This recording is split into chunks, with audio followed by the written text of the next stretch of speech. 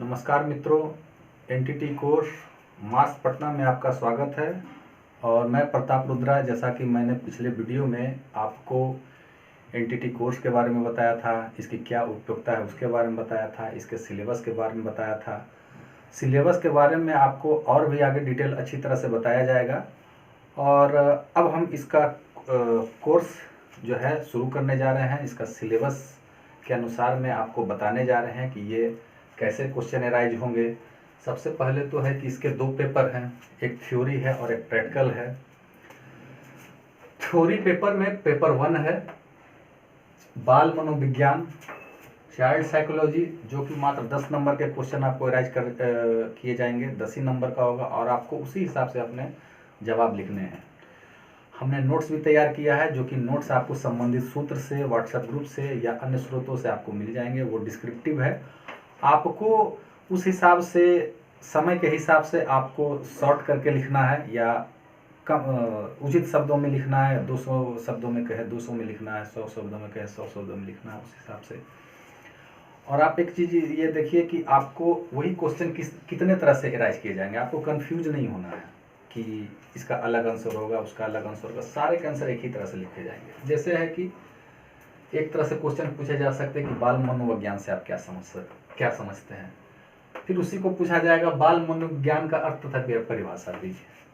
उसको तीसरे रूप में आपको पूछा जाएगा बाल मनोविज्ञान एवं बाल विकास में क्या अंतर है। क्या बाल मनोविज्ञान का अध्ययन व्यक्ति की क्षमता का विकास करता है कि वह विकास एवं परिवर्तन की सामान्य दिशा को पहचान सके।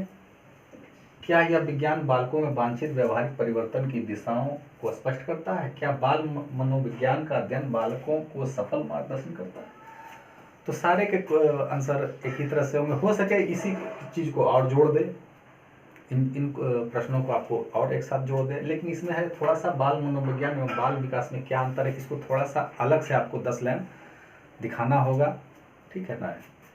तो अब हम आपको इसको बताते हैं कि इसका कैसे, जैसा कि मैंने आपको पहले बताया कि इसका नोट्स तैयार हो चुका है, ठीक है ना। तो नोट्स के हिसाब से मैं इसका आपको थ्योरी समझा रहा हूँ कि ये क्या चीज़ है। बाल मनोविज्ञान के संबंध में विभिन्न विद्वानों ने तरह तरह से परिभाषित किया है।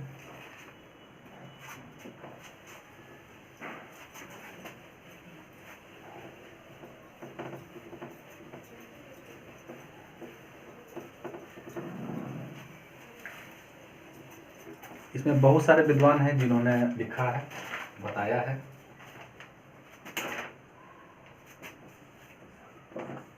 डम्बिल ने बताया है। ये सब मनोविज्ञान के बहुत बड़े विद्वान हैं।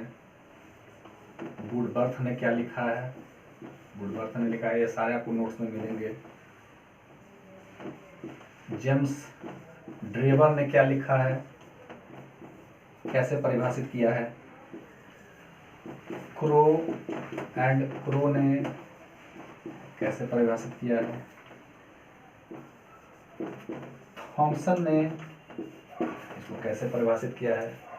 सारे नोट्स में लिखे गए। लेकिन आप समय के हिसाब से देखिएगा कि अगर कहीं 200 शब्दों में लिखने का है या 100 शब्दों में लिखने का है, उस हिसाब से आप देखिएगा। अगर समय का अभाव रहेगा तो आप 2 ही विद्वानों का लिख दीजिएगा उन्होंने क्या कहा।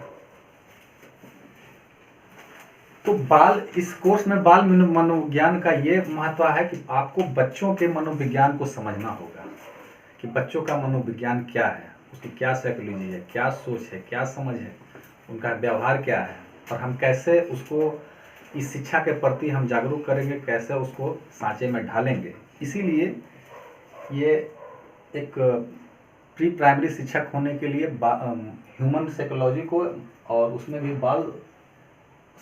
बच्चे के चाइल्ड साइकोलॉजी को समझना बहुत ही इम्पोर्टेंट है।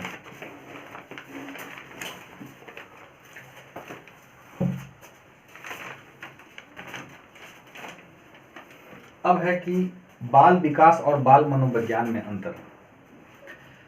बाल मनोविज्ञान क्या था, इसके बारे में जब अध्ययन की शुरुआत हुई 20वीं शताब्दी में, जब इसके अध्ययन की शुरुआत हुई तो इसमें कहा गया कि संवेग, बच्चों का संवेग क्या है, रुचि क्या है, खेल क्या है, भाषा क्या है। भाषा के अलावा बालकों की विभिन्न क्रियाओं का इसमें अध्ययन किया गया।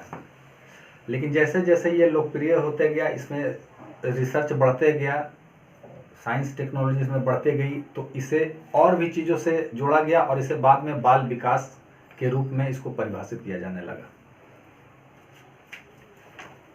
तो इसके संबंध में हरलॉक 1978 ने बाल मनोविज्ञान और बाल विकास के संबंध को स्पष्ट करते हुए लिखा है कि the name child psychology was change to child development to emphasis that the focus was now on the pattern of the child development rather than certain aspects of development। मनोविज्ञान ने बाल मनोविज्ञान को बाल विकास उस समय कहना प्रारंभ किया जब बाल मनोविज्ञान का क्षेत्र बाल अवस्था से युवा अवस्था तक हो गया। यहाँ युवा अवस्था से तात्पर्य ये है कि जो युवा हो गए, जो मैच्योर हो गए, अपने विचारों को समझने लगे, अपनी अभिव्यक्ति प्रदर्शित करने लगे, तो यहाँ युवा का तात्पर्य ये है।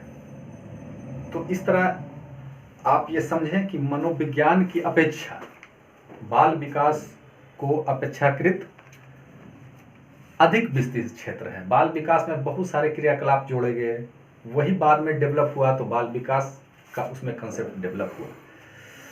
तो इसी चीज़ों के साथ में मैं आपको अब ये इस अध्याय का समापन करना चाहूँगा कि क्योंकि देखिए ये वीडियो हम लोग ज़्यादा लंबा नहीं बना सकते हैं, इसको शॉर्ट में बनाया गया है, इसको फोकस किया गया है। आप नोट्स का अध्ययन करें, नोट्स के अध्ययन में आपको सारी चीज़ें लिखी गई है कि किस विद्वान ने क्या कहा, डिस्क्रिप्टिव में लिखा गया, आप उसको शॉर्ट करके लिखेंगे ताकि आप कम से कम समय में अच्छे मार्क्स उठा सकें।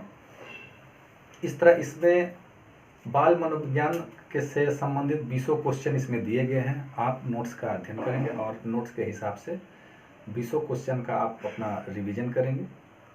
और इसी के साथ में मैं इस वीडियो का समाप्त करने जा रहा हूँ। आगे आने वाले वीडियो के लिए आप हमारा बेल आइकन को दबाएं, उसको सब्सक्राइब करें, उसको शेयर करें। तो मिलते हैं नेक्स्ट वीडियो में। बहुत बहुत धन्यवाद।